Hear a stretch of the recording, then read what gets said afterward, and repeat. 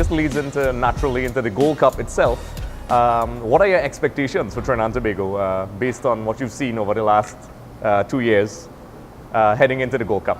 I'm not quite sure what to make of my expectations. You know, at times I've been excited by what I see from the national team and the potential in their ranks, but then at other times I don't think the results have kind of followed in a way that I thought they would. I still think that Dennis Lawrence is the right coach for in both the short, medium, and long term for the team right now. I think this team continues to improve and has a lot of talent that they can build on, and we can be very proud of.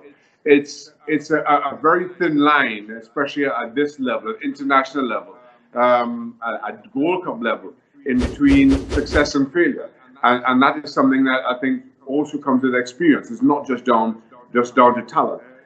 So this is a team that I think can potentially, at the very least, get out of the group and give somebody a real headache in the knockout stages of the competition.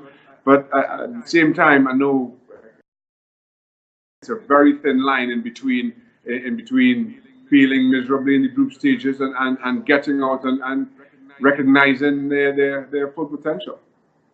Yeah, football at an international level or at club level as well is decided by basically fine margins these days. So, you know, success and failure literally is dependent on those minute variables.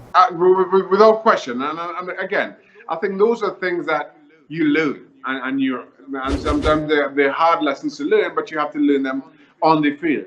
The difference, you know, when to slow a game down, when to speed things up, how best to read your opposition and know when maybe the game is there for your taking. Maybe when you aren't having a bad spell, how do you cope?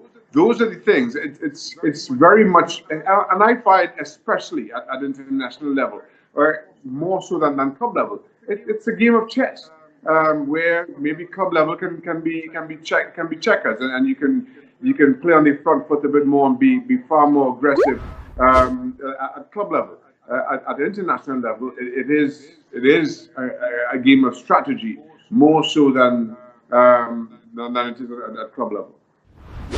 Yeah, and oftentimes, as I said before on the show, the preparation for international games is a lot different. You don't get to see the players day in, day out. The national coaches have to have an impressive network monitoring their players at their respective clubs, and it's way more challenging at times.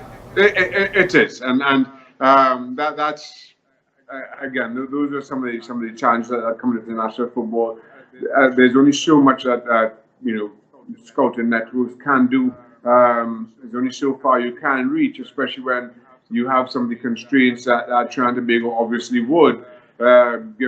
Given our own financial position, we can't call on or send scouts to all four corners of the earth to see opposition, particularly you know, not friendlies, and even for games like in at the Gold Cup, which is where it becomes a very steep learning curve. You have to try and learn as much as you can from about your opposition in the game or two that you see them play previously in the group stages. So you have to be able to learn those lessons really quickly at that level.